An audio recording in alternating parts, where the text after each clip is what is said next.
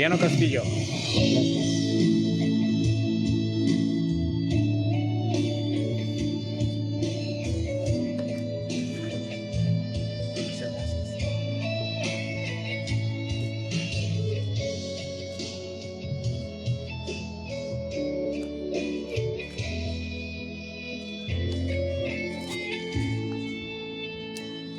Solo Dios sabe cuánto te he buscado y no te hallé. Busco en tu mirada por si hay una mínima señal. No pienso rendirme, ya son muchos años tras de ti. Este amigo te ama, eres el sosiego que la vida me negó.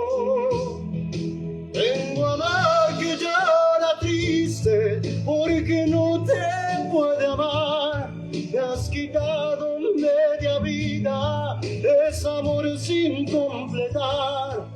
Como flecha sin un blanco, como invierno sin comer. Como barca en un desierto, como fruta sin comer. Solo Dios sabe cuánto me ha mordido este dolor de verte con otros, de ser confidente y nada más. Con el pensamiento, muchas noches fuiste mi mujer. Tu palabra siembra tu fiebre amorosa que no tiene a dónde ir. Vengo a amar que llora triste porque no te puede amar. Me has quitado media vida, es amor sin completar. Como flecha sin un barco, como invierno sin llover. Como barca en un desierto, como fruta sin comer. Tengo amar que llora triste porque no te puede amar. Me has quitado media vida, es amor sin completar. Como flecha sin un barco, como invierno sin llover. Como barca en un desierto, como fruta sin comer.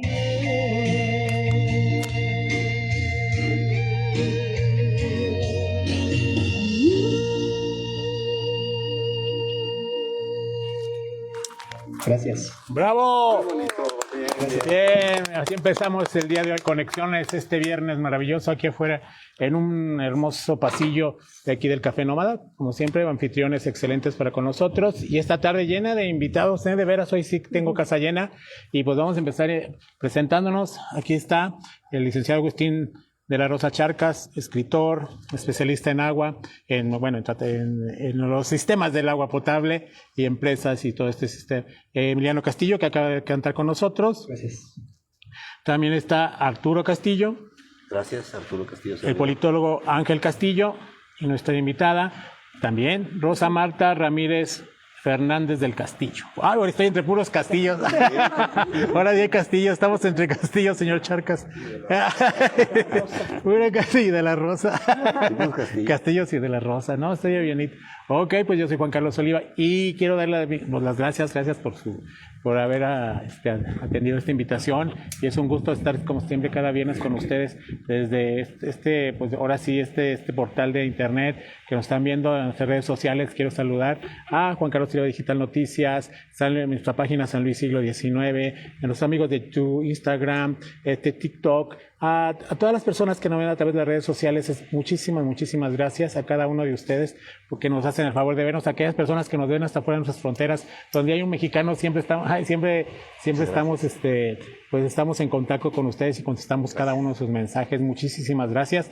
Pues entrando ya en materia, empezamos con la licenciada Rosa Marta Ramírez Fernández del Castillo, restauradora, y nos va a hablar de temas muy interesantes porque ella aparte pues nos va a hablar de la manera en que cómo una persona, un especialista puede identificar y también el campo de trabajo de ellos, cómo ellos se desarrollan, qué es lo que hacen, cuál es la especialidad y cómo identifican o cómo son contratados para poder restaurar una obra. Bienvenida. Muchas gracias.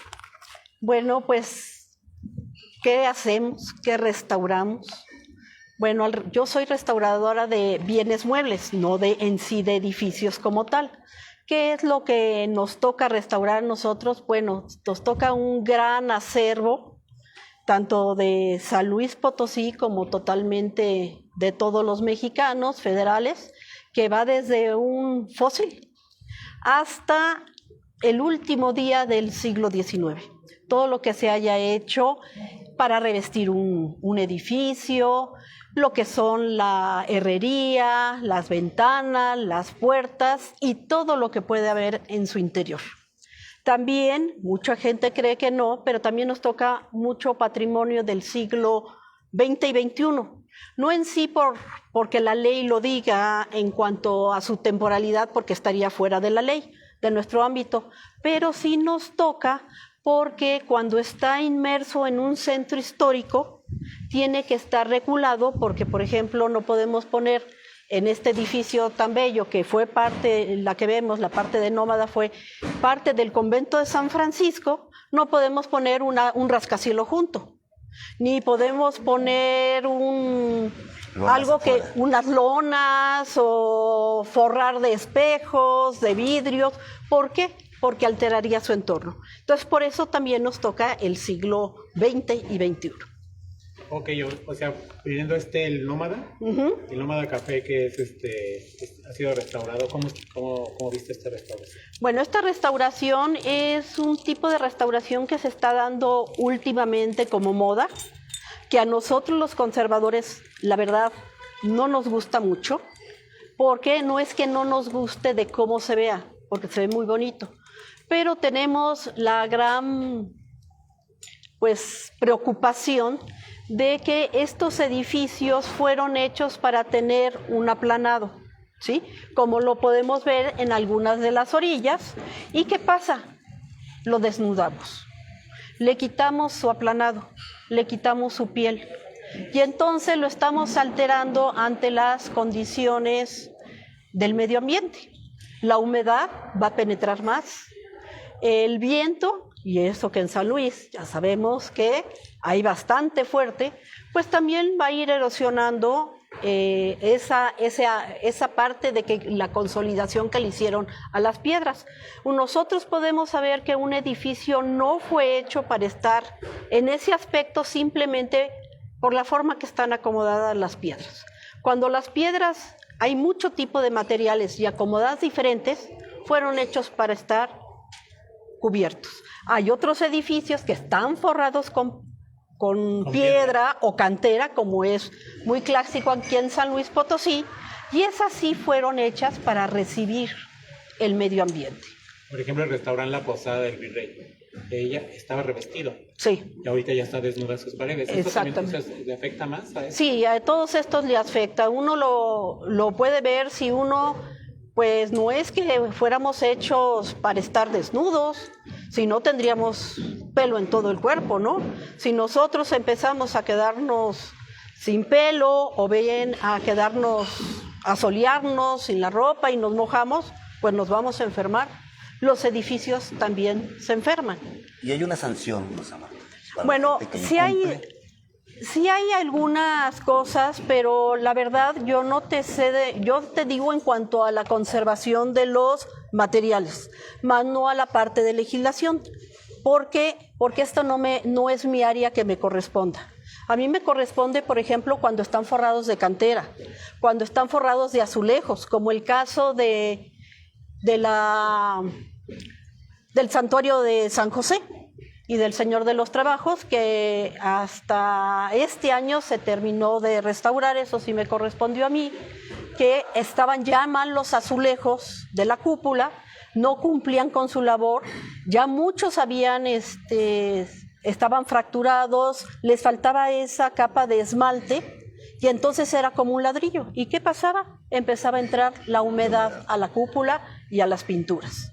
Entonces ahí sí les puedo decir que necesitamos tener esa superficie sana. ¿Sí? Ahí sí me puedo meter a pintura mural, a pinturas, esculturas y todo eso.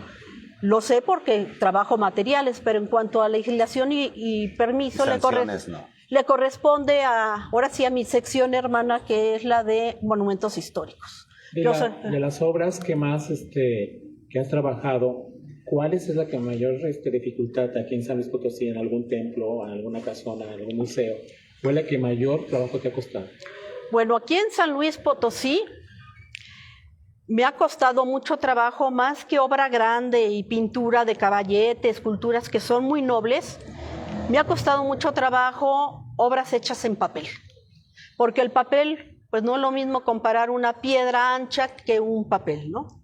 Y por ejemplo, esos muchas veces tanto como el INAH superviso, pero en la Facultad del Hábitat de la carrera de restauración, ahí está esta carrera y doy clases. Por ejemplo, ahí se restauraron carteles taurinos de los monumentales que miden más de 2 metros, de la primera corrida del siglo XX o bien del siglo XIX, o planos, ahorita estamos restaurando en 1894. Entonces el papel tiene también muchos problemas, y los metales.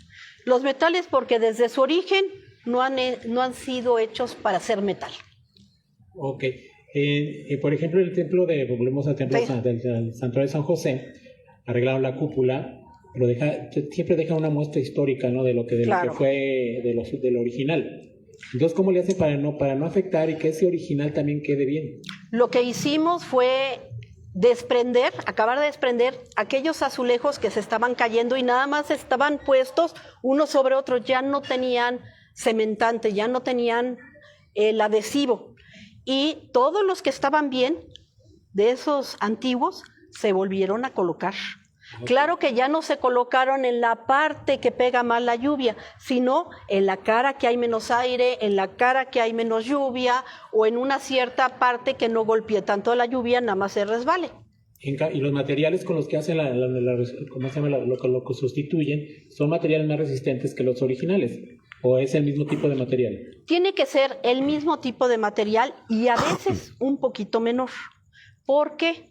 Porque si nosotros ponemos algo más duro, nos va a desbaratar lo que todavía hay original. O a veces tendemos a poner un material un poquito más suave para que sea de sacrificio. Primero se deshaga o se afecte nuestra intervención y no el original. Y se hicieron con los mismos materiales constitutivos. Se mandaron a hacer los azulejos a Dolores Hidalgo, que son de barro cocido, hechos a mano, con la curvatura que tenían antes, los colores que deben ser. O sea, no ponen los colores arbitrariamente. Si uno se fija, tiene color amarillo, ocre y verde, que son los colores litúrgicos de San José, iconográficos. Okay. Y usamos cal y arena como antes.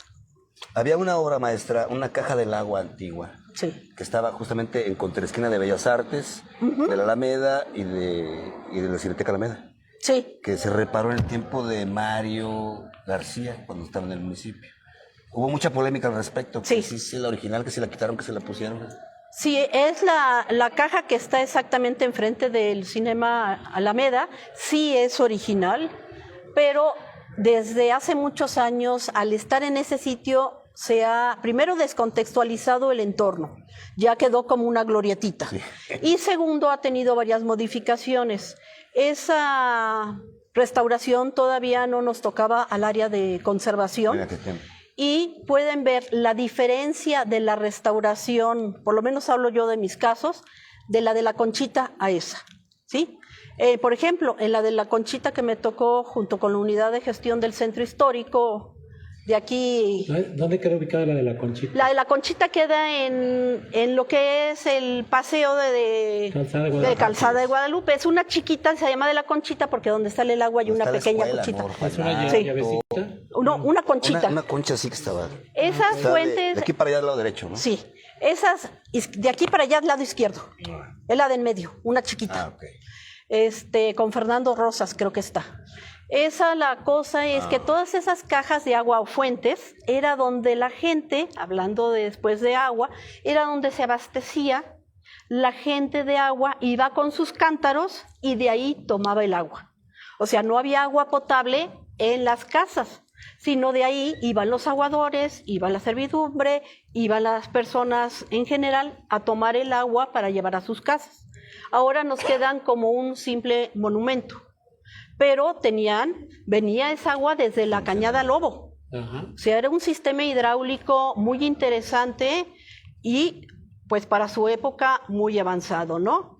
Y nosotros, por ejemplo, los colores que vamos para el rezán y todo, desde el principio se los ponemos para que no sufran esos deterioros como se hizo en la que decía de la Alameda, que parece que se está llorando el color. Parece que está nueva. Parece que es nueva. Parece Exactamente. Que Sí. lo ubica. Que no es Antigua. La pusieron de ornato nada más. Es de las últimas que se hizo, ¿Es ¿eh? la polémica que la habían quitado, cambiado No. otra vez? Le quitaron muchas piezas y se las pusieron, pero no fue hecho bajo los criterios internacionales y nacionales de la Simplemente conservación. fue al buen criterio de quien la hizo. Sí. Del maestro. A la buena voluntad Del maestro. Ahí usted échele, maestro. Digo, échele mezcla. Ok. Bueno, pues muchísimas De gracias. nada, maestra. aquí estamos. maestra. Hoy tenemos muchos invitados Sí. y pasamos que muchísimas gracias. Muy interesante. Y un día todo el programa nos hacemos con toda la información necesaria y pasamos con el licenciado Agustín de la Rosa Charcas, que nos viene a hablar sobre esta problemática del agua en San Luis Potosí, todo esto y todas esas oportunidades, bueno, todas estas lo que dice el municipio de la capital, todo esto que quiere hacer, todas estas inversiones, todo este procedimiento para traer más agua a San Luis Potosí, tratando de perforar pozos y más pozos. Y ya dijimos que cuando se acaban los mantos freáticos, la tierra se hunde, y más en una ciudad, en un estado que pues llueve cotidianamente, ¿no? Adelante. Bueno, sí, muchas gracias por haberme invitado. Ya estuvimos aquí, parece que hace 15 días. Exactamente. Pues sí, el tema del agua es en efecto un tema muy abundante, porque es un tema que va inherente a la especie viva, de todo, el ser humano entre ellos. Y la historia que tenemos en nuestra cuenca del Valle de San Luis, que es donde hemos estado nosotros investigando el asunto del agua, pues es muy rica en esos términos. Por ejemplo, lo que señalaba la maestra, la primera obra hidráulica realmente que se hizo para consumo humano, elaborado, fue precisamente la que se construyó en 1831, la primera caja, la que está ahí pues a un costado del santuario. Y la segunda se terminó en 1835, que es la conservera, la más famosa. Juan Nepomuceno Sanabria fue el encargado de hacer ese diseño, ese proyecto. Subrayábamos esto porque es un ejemplo que se ha perdido y que vale la pena en estos tiempos de frivolidad y de profunda corrupción.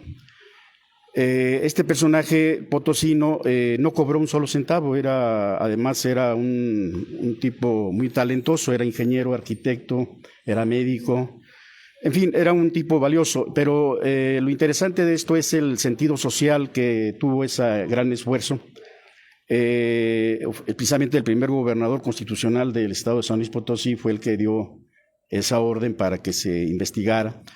En ese entonces ya se tenía una demanda de agua que el estado simplemente ya estaba siendo rebasado.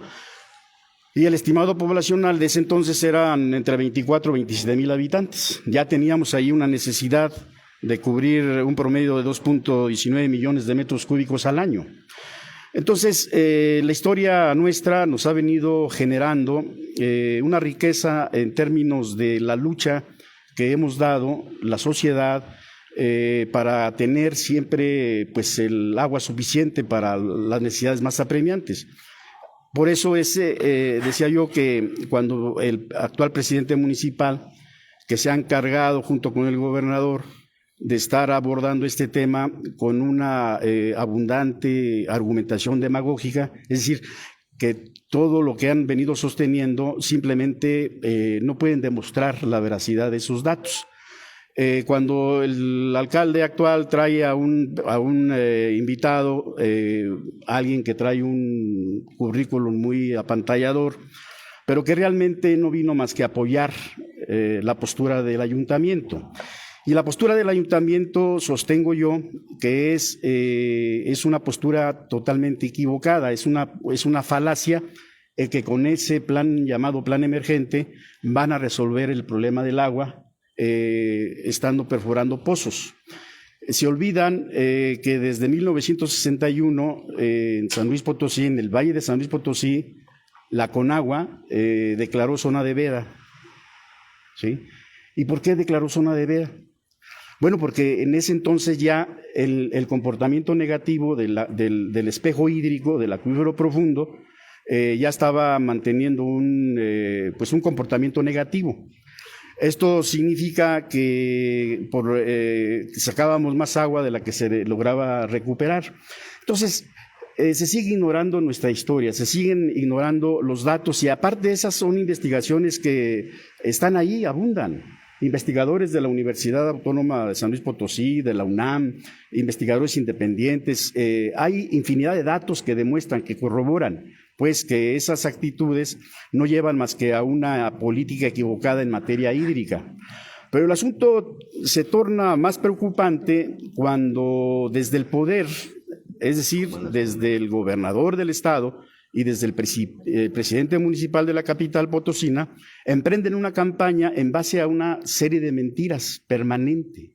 ¿Por qué tanta mentira?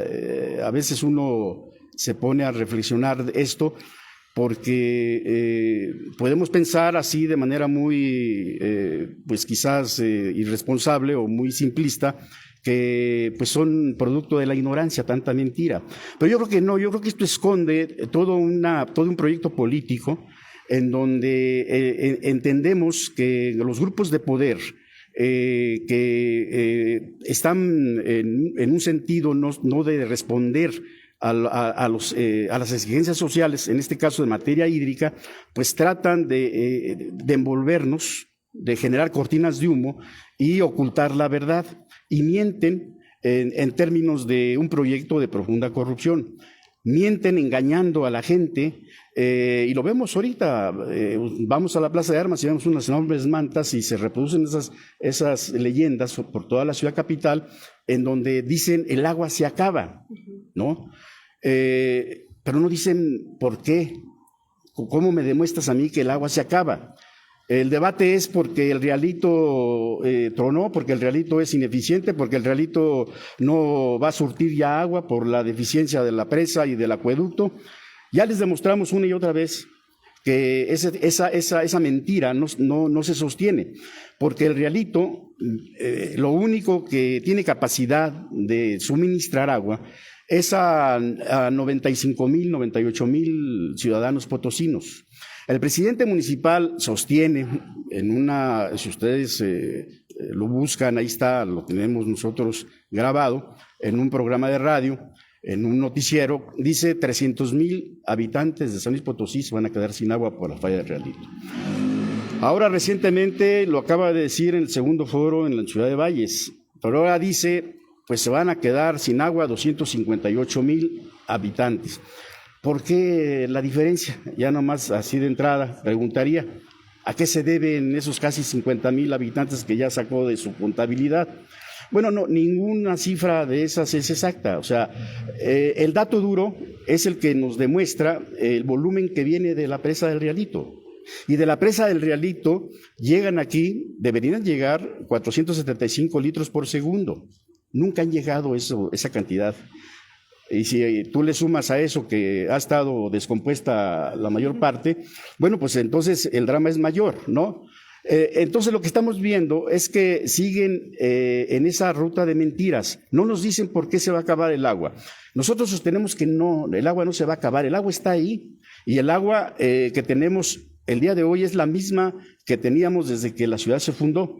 El problema es que el agua está muy mal distribuida y hay una negligencia y una indolencia desde el poder que no han logrado generar las políticas hídricas necesarias para tener, por ejemplo, una política hídrica sanitaria que nos limpie todo lo que se conoce como el acuífero libre o el superior, en donde hay 1.500 millones de metros cúbicos totalmente contaminados de metales pesados, desde que la ciudad se fundó, ¿no?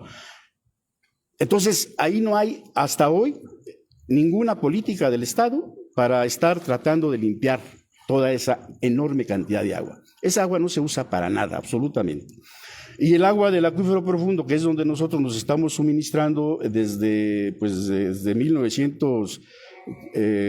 los 50, con Gonzalo N. Santos se empezó a perforar el primer pozo profundo. Ha habido norias y todo esto, pero los pozos profundos que empezaron a surtir de agua potable a la ciudad, más o menos de esa fecha parte, ¿no? Y hoy en día, bueno, pues seguimos dependiendo del acuífero profundo más del 80%, casi el 90%. Pero el problema que tenemos ahorita es un problema colateral muy delicado, muy preocupante, porque la Conagua nos está señalando desde hace 3 décadas que por cada 2 metros cúbicos de agua que sacas tú del acuífero profundo, solamente recargas 1. Y de acuerdo con los datos de la media nacional, en la que sostiene que 250 litros de consumo por persona diario, que es la media, estamos hablando que San Luis Potosí, la zona metropolitana, de 1.250.000 habitantes, requiere una demanda de 117 millones de metros cúbicos, más lo que la industria usa, más lo que el campo usa, estamos hablando de un universo de 150 millones de metros cúbicos, que es el dato que más o menos se aproxima al que tiene autorizado la Conagua para explotar el agua del acuífero profundo.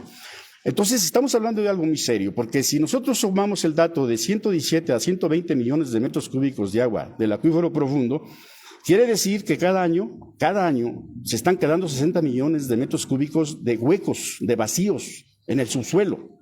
Y si no nos hemos hundido, es por la composición que tenemos en los dos acuíferos que tenemos, que hay una enorme roca que divide al acuífero superior del acuífero semiconfinado. Es una riolita panalillo de espesor variable. Pero esa enorme roca ya está cediendo, ya está fallando. Por ello, hoy en día ya tenemos 112 grietas que recorren la ciudad de norte a sur, de este a oeste. Ese es un problema bastante grave, porque estamos hablando de que cientos de familias están perdiendo su casa y están desamparados. Es decir, no solamente eso, pierden su bien, corren el riesgo de que se colapse esa vivienda y estando ahí adentro. Entonces, todo esto parte, digo yo, de una política en donde desde el poder se instrumenta una serie de mentiras que no se sostienen y que están utilizándolas para el usufructo de las riquezas de nuestro Valle de San Luis, para ubicarnos nada más en este contexto del que estamos analizando, ¿no? Porque es muy fácil demostrarlo. Yo les puedo aquí señalar muchísimas mentiras que han estado vertiendo de manera muy irresponsable, pero vamos, ¿quién es el presidente municipal? Por definición, debería de ser el líder que encabece un problema como el agua, para hablar de este tema de alta sensibilidad social. Debería ser el líder, debería ser el que esté marcando la pauta para decir qué demonios debemos hacer para tener cada familia, cada hogar, tener el agua necesaria, que no tengamos carencia de ese vital líquido. ¿Qué debemos hacer en materia de dar estabilidad a nuestro Valle de San Luis y que no tengamos esos peligros de hundimientos, de colapsos? Que no se nos presenten los conos de abatimiento en donde ya están focalizados esos famosos conos de abatimiento, en donde pueden generarse socavones enormes socavones. Estamos hablando de socavones que pueden tener una profundidad de 30, 40, 50 metros, por un diámetro de 30, 20, 15 metros. ¿Por qué digo esto? Porque en las últimas 3 décadas el nivel hídrico ha bajado más de 100 metros lineales y cada año disminuye 2 a 5 metros. O sea, es un peligro real lo que estamos. Entonces, ¿cuál es la propuesta del presidente municipal? Porque él es el que debe estar liderando. Y lo que vemos es bastante lamentable. Miren, en el segundo foro, son palabras del presidente, en el segundo foro estatal en Ciudad Valles, porque esta cita es interesante porque nos revela el grado de responsabilidad y conocimiento de este presidente municipal. Señala, en la ciudad, estoy citando, en la ciudad de San Luis Potosí hay una concesión de aguas privada que sirven del oriente, eso dijo, pero es el poniente, ¿no? Que abastece agua a unas zonas, a unas casas y a algunos negocios, pero es privada. La otra es la zona industrial. En la zona industrial no tenemos injerencia sobre el control del agua. Y luego aquí entra una analogía verdaderamente que ya me puso los pelos de punta, ¿no? Dice, el agua es como un pollo que tiene 2 pechugas. Lo rico del pollo son sus pechugas. Y el Interapas, la ciudad, no tiene ninguna de las 2 pechugas. Ni el agua del poniente de la ciudad, ni el agua de la zona industrial. Y entonces, todo lo demás es con lo que sobrevive la ciudad. Por eso el organismo está en crisis. Así de sencillo. Esa fue la analogía. Esa fue la analogía. Lo que supimos es que al alcalde le encantan las pechugas de pollo. Pero realmente es una barbaridad, porque miren, como lo demás que hemos estado dialogando, Aguas del Poniente, por cierto, en este diciembre se le acaba su concesión. Si realmente es su preocupación, debería cancelar esa concesión y poner esa pechuga al servicio de los ciudadanos de San Luis Potosí. Pero también que nos informe si realmente ese ciudadano que es uno de los principales asesinos de nuestros ecosistemas, conocido como el Chato López, bueno, si ha aportado, ha retribuido a la ciudad lo que se comprometió a hacer cuando le otorgaron esa concesión, hace 15 años, ¿no? Bueno, pero ¿cuánto tiene de aprobado esa concesión? Bueno, de acuerdo con los datos que conocemos, 1 millón de metros cúbicos al año, ¿no? Bueno, pues 1 millón de metros cúbicos cuando la necesidad de la ciudad son 117, 120 millones, es una cuestión menor. No es lo que nos dice que ese organismo está metiendo en crisis a la ciudad en materia de agua. Exactamente, o sea, todo está tratado de manera política, para beneficios políticos, y se viene arrastrando de esta administración, de la administración anterior, y se va juntando, y lo único que va a ser afectado es la ciudadanía, ¿no? Somos los ciudadanos, las personas que si llega a pasar así como se nos está explicando, pues estos socavones, estas pérdidas de, pues, o sea, no que uno quiera ser alarmista, pero puede pasar porque y la naturaleza así también nos lo indica. Hay muchas partes en México y en muchas partes en diferentes países donde se han dado esos socavones porque simplemente se acaba el líquido.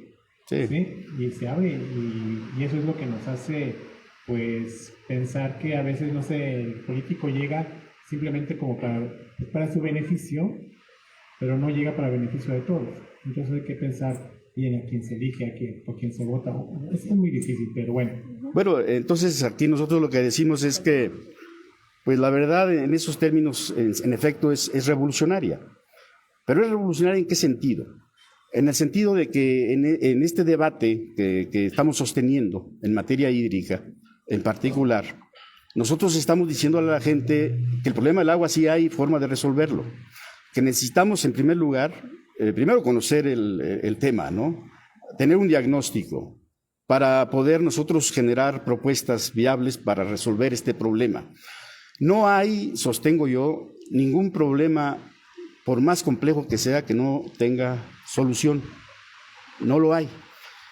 Lo que tenemos que tener es, insisto en esto, estadistas en el ejercicio del poder, que entiendan que su responsabilidad primordial es el beneficio de esa sociedad de la que están ellos ejerciendo el poder. Y entender que no es, bajo ninguna circunstancia, el generar camarillas que solo buscan del enriquecimiento y el que los problemas se sigan acumulando y que, como el día de hoy, tenemos problemas que ya no pueden estar siendo ignorados. La ciudad se está agrietando. Nuestra ciudad ya siente los sismos Eso no lo sentíamos y lo siente porque estamos debilitando nuestro subsuelo. Tenemos que rehabilitar esos equilibrios, tenemos que darle seguridad. Hablábamos del problema de las inundaciones, se han hecho guajes con este tema. Suponen que porque no llueve o casi no llueve en San Luis no hay problema y se equivocan. La ignorancia de estas gentes que se está escondiendo en la voracidad de enriquecerse es que nuestra historia nos enseña que cientos de potosinas y potosinos han muerto producto de las inundaciones y que han perdido su patrimonio. Entonces, esto nos obliga a que tengamos unas respuestas desde el Estado para tener una ciudad en materia de inundaciones sustentables y también en materia de agua potable.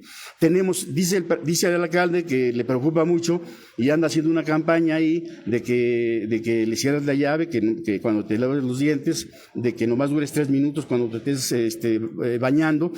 Bueno, un kit también para... Pues sí, pero mira, bebidas por si te ahogas, ¿no? Pues digo, pues sí, cuando no hay agua, ¿no? Según ellos. Entonces, ¿qué sucede con este tipo de campañas? Bueno, pues es pura demagogia. ¿Por qué? Porque en este mismo foro dice, hay una cosa muy triste, un problema que es de mucha tristeza, ¿no? Porque por cada 10 litros de agua que se metan a la red, 5 se pierden. O sea, él está diciendo un dato ahí que es el 50%, hay fugas.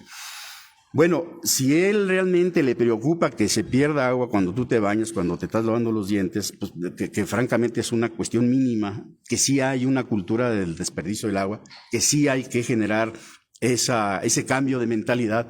Pero yo le digo al presidente nuevamente, cada foro que hay, me canso de mandarles mensajes, les digo, es que eso es un problema cultural y se requiere una generación o 2 generaciones para que tengamos un cambio en el uso del agua, en la convivencia del agua. No se va a resolver con ese tipo de mantas, con esas ocurrencias, ¿no?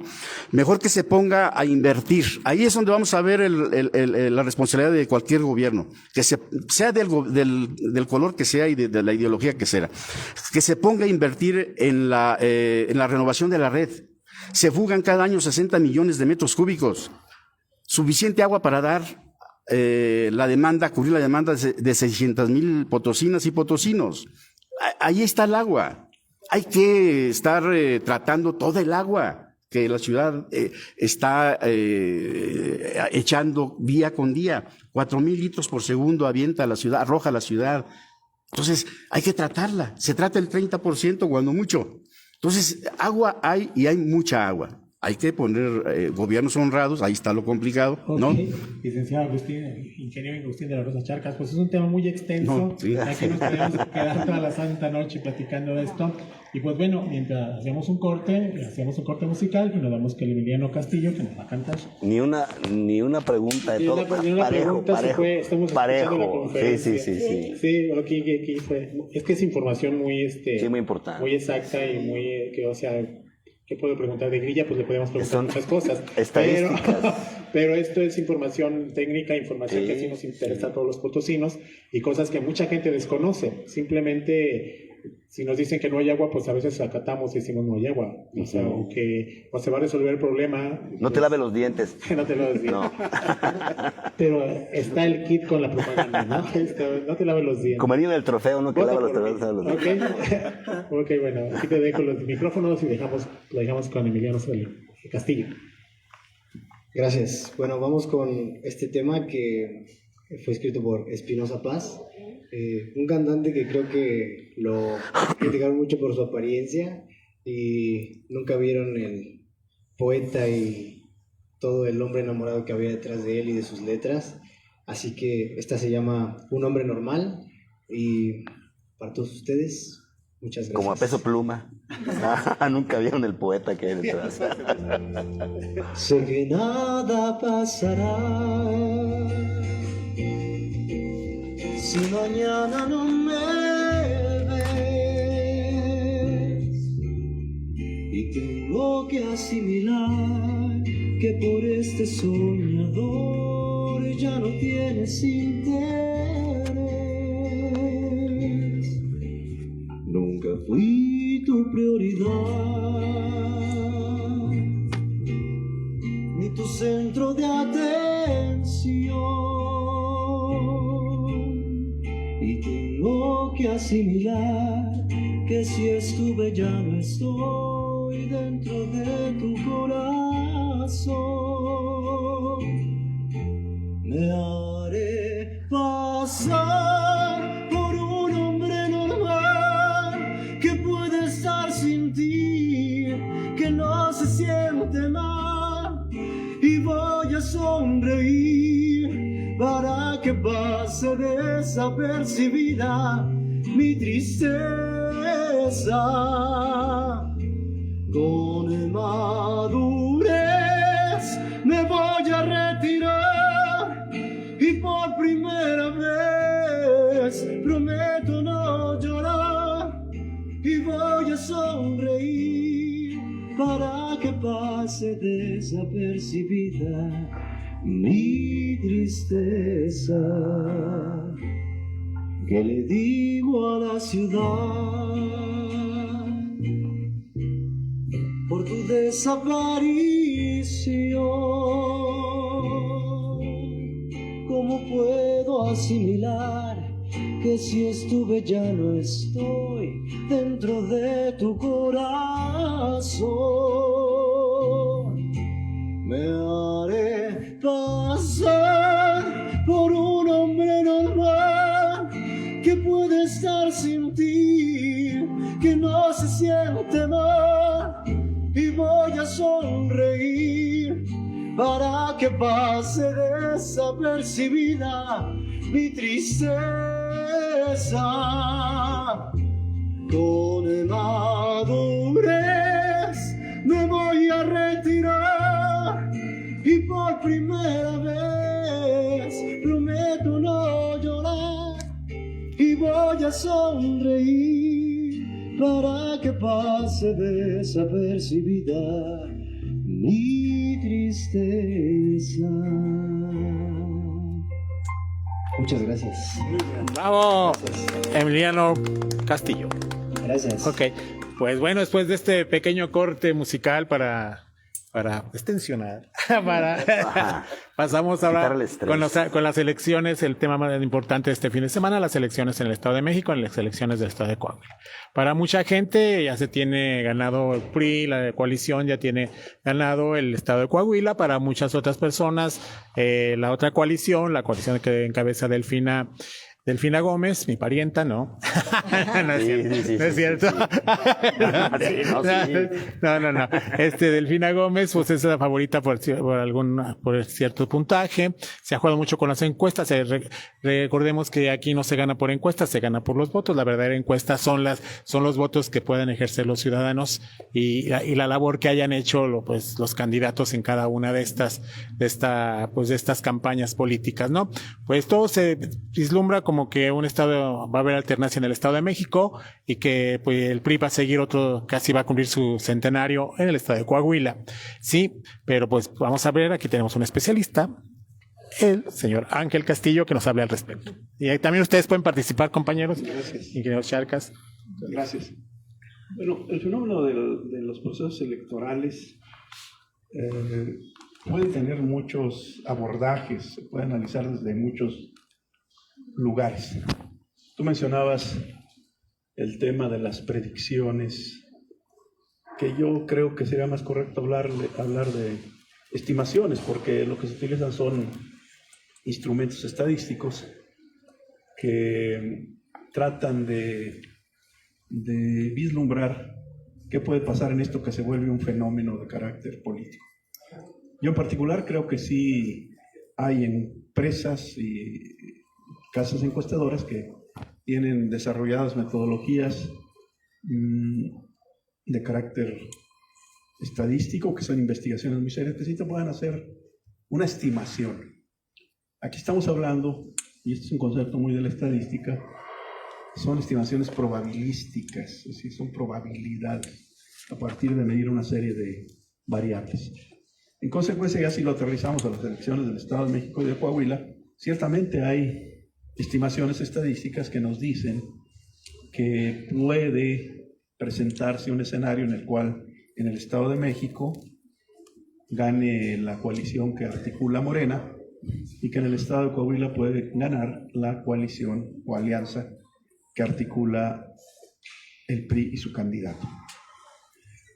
Ese sería un primer elemento de estas elecciones. Vayamos ahora a otras lecturas. ¿Qué nos expresan estas elecciones? Yo de entrada les diría que nos anuncian un fin de época. En especial, las elecciones del Estado de México van a ser muy reveladoras, emblemáticas, de un fenómeno que no está surgiendo en este proceso electoral.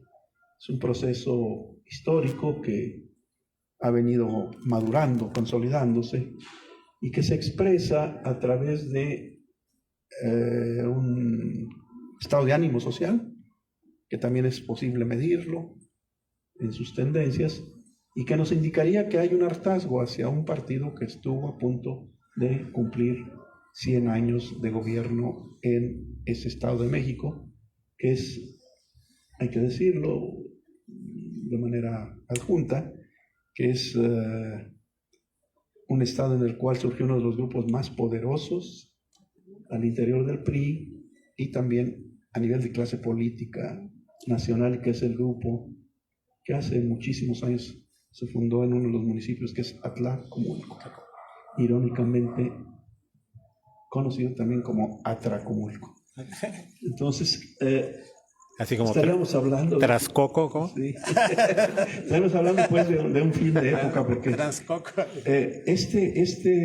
si se consumara este escenario, estaríamos hablando de que el PRI entraría prácticamente en un proceso de extinción, que también hay que entenderlo desde una perspectiva histórica, una transición, una evolución, que pasaría por haber sido el partido de Estado, porque así surge el PRI en el 1929, y que se convierte que nace en el poder. Es decir, el antiguo PRI, el antecedente más antiguo del PRI, que es el Partido Nacional Revolucionario, pues es el abuelito del PRI, surgió como una gran alianza de revolucionarios, y que se convirtió después en un partido hegemónico, único. Durante muchas décadas el PRI gobernó prácticamente en la presidencia de la República alrededor de 70 años. 70 años. 70 años, y bueno, si a lo largo del tiempo, como es el caso de muchos partidos, está la Unión Soviética, por ejemplo, los partidos también van erosionándose, debilitándose. Tiene su ciclo, ¿no? El partido. Sus ciclos, aunque no los veamos solo como un ciclo de carácter natural como en la biología, ¿no? Hay una serie de contradicciones y de fenómenos que ocurren al interior y en la sociedad que van propiciando estos cambios. Porque lo que podríamos decir entonces es que, por eso le llamo yo que es si eso se confirma el próximo domingo, pues el PRI pasa a ser un partido que probablemente no se extinga, pero va a ser un partido de minoría, habiendo sido un partido hegemónico. O sea, si nos vamos a las estadísticas, pues marcas un 53 a un 47, y un 47, si lo ves, no es despreciable. ¿Sí? No, pero aquí si lo vemos un poco más allá de esos datos... En los millones de... Sí, bueno, pero estaríamos hablando de un partido nacional. Y de un partido nacional que todavía, si tú le sumas los votos que sacan los diferentes estados, pues es probable que traiga entre el 13 y el 18% de la votación nacional. Si tú consideras, solo para ejemplificar la no extinción del todo del PRI, que el Partido Verde y algunos otros partidos que traen el 4 o 5 se convierten en partidos bisagra o factores que pueden decidir una elección, sobre todo cuando es muy competida. Les pongo el ejemplo de San Luis Potosí. En San Luis Potosí las últimas 3 elecciones pues han fluctuado entre un 3 y un 5% de diferencia. Un partido que trae entre 8 y 10% de la votación puede definir una elección a favor de algunas de las opciones. Exactamente. Entonces, bueno, no me desaparece el mapa político, pero su perfil es totalmente diferente. Si este escenario se consuma en el Estado de México, estaríamos hablando, y gana en Coahuila, estaríamos hablando que el PRI solo gobernaría Durango en alianza con el PAN y Coahuila. También con alianza. En alianza, sí. También son ya 2 estados gobernados con alianza. Así es.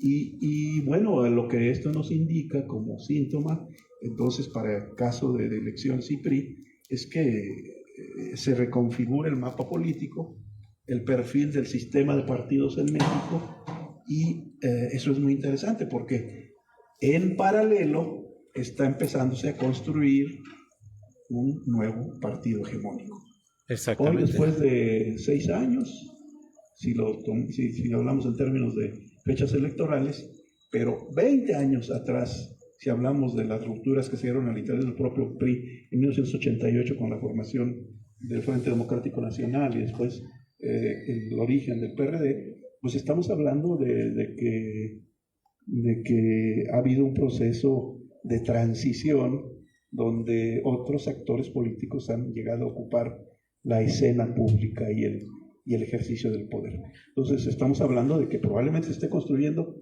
un nuevo partido hegemónico porque hoy, en términos de gobierno, de cuántos estados gobierna Morena, pues estamos hablando que directamente son 20, pero con las alianzas son 23 de 32, y si llega a ganar el Estado de México, pues ya prácticamente se consolida, y todo indica que va a ser difícil, y bueno, hay tiempo para explicarlo o poner mi punto de vista sobre esto, que no hay oposición al frente para el próximo año en cuanto a elección presidencial.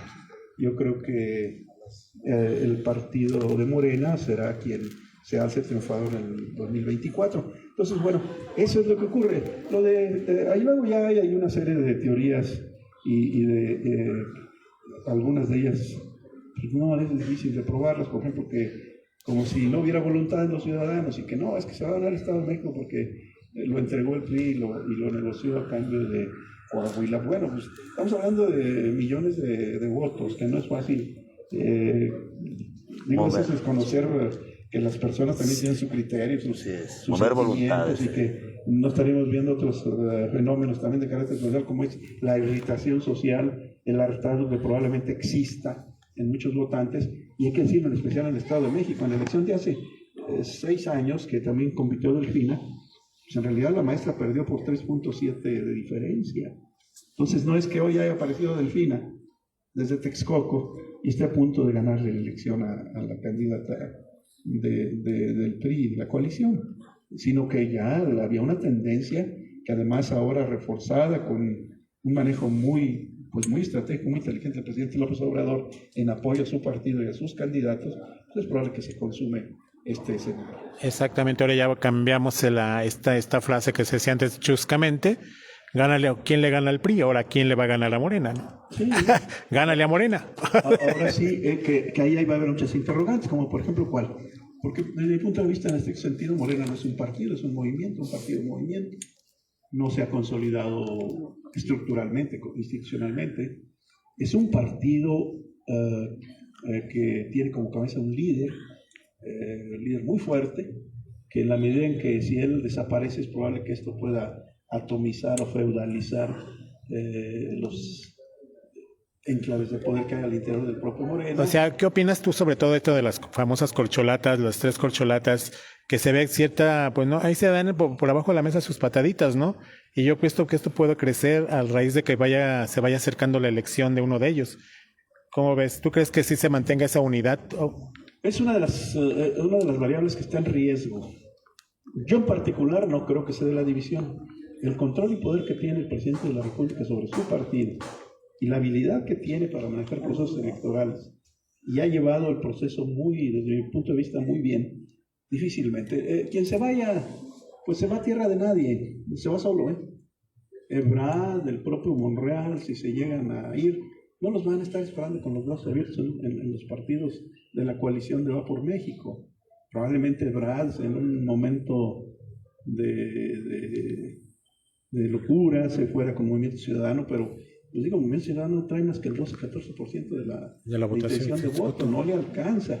Yo soy de los que creo que Morena va a ganar la elección el próximo año entre el 45 y el 52% de la votación, por tendencia, no porque yo sea un adivino. Voy a ir al oráculo de Delfos a ver cómo viene el futuro No, electoral, ya se ve, entonces, no es necesario ser mago. Claro que sí. Entonces, Monreal, pues aunque con sus vaivenes, sus bandazos, diga que sigue firme, que va para adelante, no trae con qué. Aparte ya dijo que él no existe, que él no es visible, que él bueno, ya... el propio presidente de la República en su momento, cuando era aspirante, muy hábilmente decía, mídenme por muerto, ¿verdad? Entonces, no, realmente yo creo que que el proceso, como todo indica, y aquí voy a señalar rápidamente algunas etapas, después de la elección, a la tercera o cuarta semana de junio, emiten la convocatoria con un acuerdo previo entre los aspirantes, viene una primera encuesta a finales de julio, principios de agosto, ahí va a ser abierta, seguramente se van a inscribir 5, 6, 7, 8, va a haber una depuración en esa primera encuesta y van a quedar 3 corcholatas. Las de 3 oro, que ya son. que ya sabemos quiénes son, Claudia Sheinbaum, Ebrard, si es que no se va, Y el señor, César y el señor Augusto. Adán Augusto López. Augusto López. Y después irán a una definitiva a principios de septiembre. ¿Afilando el dedito, tú crees? No, yo creo que sí va a ser. Sacándole brillo al Es que dedo. han hecho una precampaña que inclusive en ciertos momentos ha violado la propia legislación vigente, una campaña anticipada. Entonces, en realidad sí tienen una base de apoyo muy sólida, quienes son los que más posibilidades tienen. Yo creo que sí, que en el mejor de los escenarios, viendo yo algunas tendencias, creo que el candidato de Morena puede surgir justo después del informe de gobierno del presidente de la República, finales de septiembre. Y si hay que administrar un poco alguna crisis, tienen tiempo para manejarlo octubre y noviembre. Pero lo que sí les digo es que la Navidad no les va a ser amarga. Van a tener candidato y les están llevando la delantera porque del otro lado, en la oposición, no han definido ni el método, no han definido si van en coalición. A lo mejor están esperando a Ebrard, ¿no? No es fácil. A ver se cambia. Hay muchos tiradores que no fácilmente le van a ceder el lugar. Exactamente. Entonces, sí. bueno, de entrada ese sería los escenarios que yo veo. No creo tampoco que las elecciones vayan a ser motivo de grandes conflictos. Vamos a decir que se va a ir dentro de la normalidad democrática, entre comillas, y que ciertamente yo soy de los que creo que quien gane la elección del 24 va a llegar con una buena legitimidad, como dicen los teóricos de origen, que se lo va a dar las urnas, y que detrás de eso no nos quedemos solamente en la votación. Estamos hablando de un proyecto de transformación del país en el que ese partido en particular y el presidente de la República cree ser la continuación de lo que ellos llaman la cuarta transformación, una etapa de consolidación, frente a la cual también no creen que hay una unanimidad desde mi punto de vista en la sociedad. No, y aparte hay una posición también orgánica, pero que no le alcanza a derrotar a ellos, es decir, hay alrededor del 30% de la población y de los votantes que simplemente no encuentran alternativa y están dispersos, pero no están de acuerdo, y no tienen la capacidad para derrotar a este movimiento. Con este momento es orgánico, sólido. Ni el dinero. No, y bueno, pues además estar en el poder, en el gobierno, da muchas más ventajas estructura en una elección que estar en la oposición. Oye, ¿cómo ves esto de que se dice mucho que el crimen organizado participa activamente en ese tipo de actividades? Que ha tenido hay muchas quejas y hay mucha, ¿cómo se llama? Pues bastante la prensa lo ha registrado durante todas estas contiendas últimamente. ¿Tú crees que tenga parte activa en estos Digamos que no es, en estos no eventos? está institucionalizado, pero a nivel de territorio, a nivel de municipio sobre todo, la violencia del crimen organizado sí es evidente. Sí influyen, sí meten dinero, sí financian campañas, y por una razón muy elemental: el crimen organizado requiere controlar territorio para el trasiego de la droga, para el trasiego de personas, para el narcomenudeo, para ir por los presupuestos municipales en obra. Y esto no quiere decir que haya un pacto tácito con Morena o con algún partido que esté gobernando un estado. Simplemente lo que hay que registrar desde mi punto de vista es que hoy en día en nuestra democracia sí hay un narcopoder. Pero lo más grave es que hay un narcopoder porque los miembros del crimen organizado tienen conexión, alianza y complicidades con la clase política. Ese es el tema. Exactamente. Ahora volvemos a San Luis Potosí, pueblo chico, infierno grande. ¿Cómo ves la situación del PRI ahora que se fue el nuevo presidente del PRI? Bueno, el anterior presidente del PRI, Elías Pesina, el presidente municipal lo pone, pues él dice, es el amo y señor ahora del PRI. ¿Cómo tú ves esa situación en San Luis Potosí? Bueno, pues llega una imposición al estilo clásico del PRI, una aliada de Alejandro Moreno, Alito. Yo le he dicho, entra por la puerta de atrás, hacen ahí una trampa para empoderarla, como le hacen, para evitar la elección abierta o en consejo político, que es el que tiene las facultades para elegir al presidente. Lo que hacen es nombrar a la secretaria de organización al mismo tiempo hacen que renuncie la secretaria general y el presidente. Esto, como no puede dejar de haber un dirigente, sube por escalera o prelación la secretaria de organización y tiene 60 días para convocar una elección en el Consejo Político Estatal del PRI, que se compone por alrededor de 420 cuadros directivos o liderazgos, que son los que toman la decisión, y es el máximo órgano de gobierno interno en el Estado, es la asamblea del Consejo Político. Entonces es un diseño ya casi cantado, aunque han empezado a surgir resistencias, voces, cosas que no habían considerado, porque pues simplemente el PRI que se conoció antes ya no existe. Es decir, mucha gente se ha retirado, otros se han ido al Partido Verde, otros se han ido a Morena, Naranja. Otros simplemente están de brazos caídos, otros no reconocen el liderazgo del alcalde y otros tienen un gran resentimiento contra el Comité Ejecutivo Nacional por decisiones cupulares, verticales, porque no hay un método democrático de elección y en consecuencia, pues si Sara Rocha llega a la dirigencia en 60 días, porque finalmente logran convocar esos al 50+1 que dice el estatuto que deben reunirse para elegirla, pues va a ser no una líder, va a ser una gerente de coyuntura que se va a encargar de simplemente garantizar que Alito y Galindo pongan en las posiciones plurinominales de cabildos y de diputaciones locales y federales a sus cuadros. Y la base, como siempre, pues simplemente va a aportar su trabajo para que ellos lleguen. Y sí, que no pierdan la esperanza la base, ¿no? ¿No será justicia de la revolución? Pues ya se fue la revolución, ya cuando hay partido.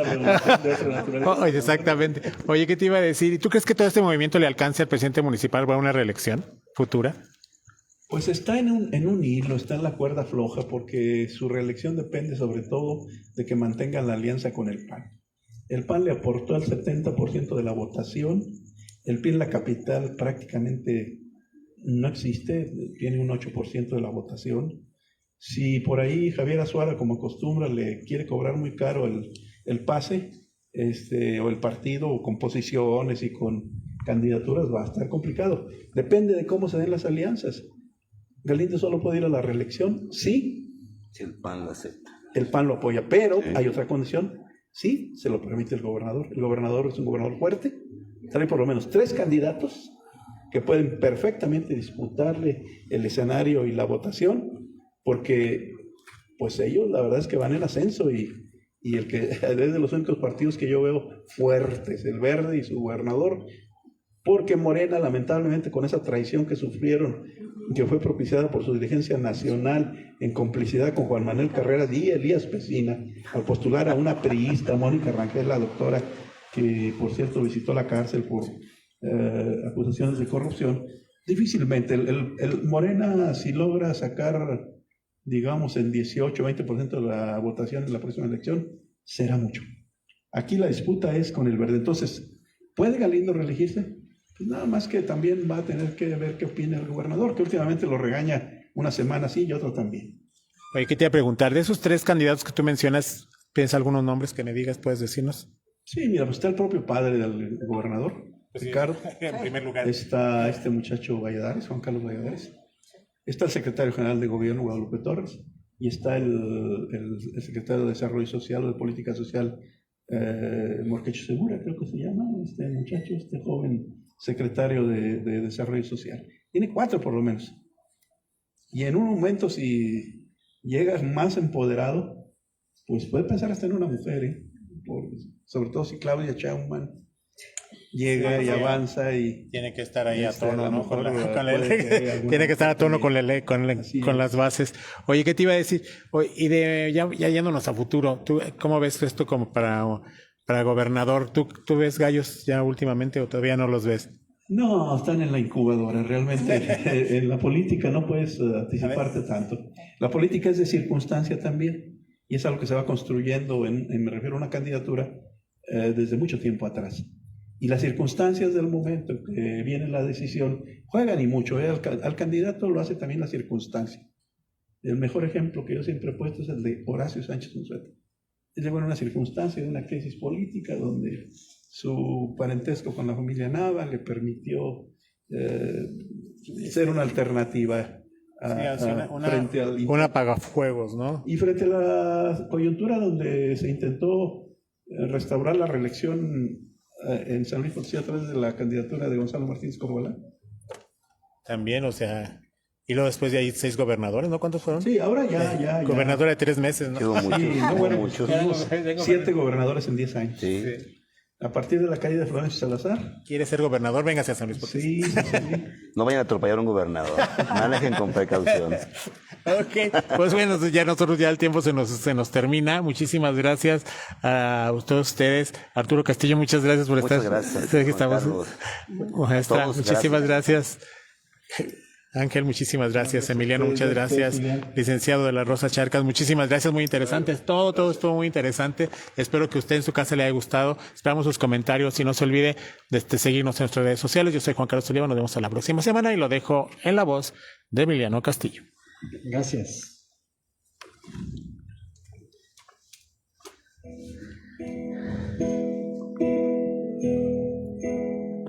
I sit and wait, does an angel contemplate my fate? And do they know the places where we go when we're great and old? 'Cause I have been told that salvation lets their wings unfold. So when I'm lying in my bed, that's running through my head, and I feel the love is there, I'm loving angels instead. And through it, oh, she offers me protection, a lot of love and affection, whether I'm right or wrong. And down the waterfall, wherever it may take me, I know that life won't break me. When I come to call, she won't forsake me. I'm loving angels instead. When I'm feeling weak and my pain walks down a one-way street, I look above and I know I'll always be blessed with love. And as the feeling grows, she breathes flesh to my bones. When love is there, I'm loving angels instead. And through it, oh, she offers me protection, a lot of love and affection, whether I'm right or wrong. And down the waterfall, wherever it may take me, I know that life won't break me. When I come to call, she won't forsake me. I'm loving angels instead.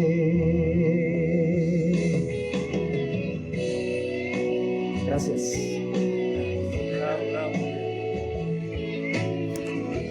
Gracias. Quedamos pendientes con Arturo Castillo la próxima semana. Aquí con nosotros. Ok, nos estamos viendo.